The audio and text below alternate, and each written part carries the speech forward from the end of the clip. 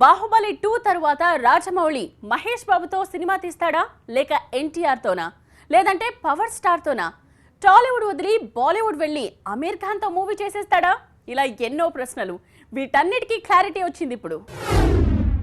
బాహుబలి 2 తర్వాత మహాభారతమే తీస్తా తన నెక్స్ట్ సినిమాపై క్లారిటీ ఇచ్చిన రాజమౌళి బాహుబలి 2 షూటింగ్ కి రీసెంట్ గా గుమ్మడికాయ కొట్టారు.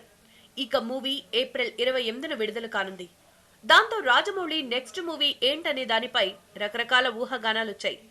అయితే మహాభారతం సినిమా తీయబోతున్నట్లు రాజమౌళి అనౌన్స్ చేశాడు. బాహుబలి 2 తర్వాత 6 నెలల పాటు గ్యాప్ తీసుకుని ఆ తర్వాత మహాభారతం తెరకెక్కించే ప్రయత్నాలు మొదలు పెడతానంటున్నాడు రాజమౌళి. చెన్నైలో జరిగిన ఒక ఈవెంట్ లో రాజమౌళి తన ప్లాన్ ని బయటపెట్టాడు. బాహుబలి 2 సినిమా విడుదల కాగానే ఆంధ్రప్రదేశ్ రాజధాని మాస్టర్ ప్లాన్ కి సంబంధించిన పనుల్లో ఉంటాట.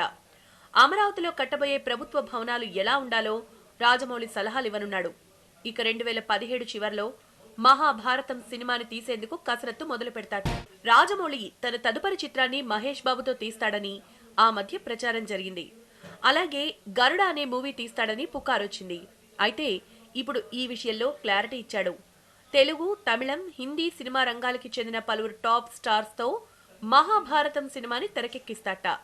మరి ఇందులో మహేష్ బాబు ఉంటాడా లేక ఎన్టీఆర్ నటిస్తాడా అనేది ఇంకా తేలలేదని సమాచారం. బాహుబలి 2 సినిమాలతో రాజమౌళి పేరు జాతీయ, అంతర్జాతీయ స్థాయిలో పాపులర్ అయింది.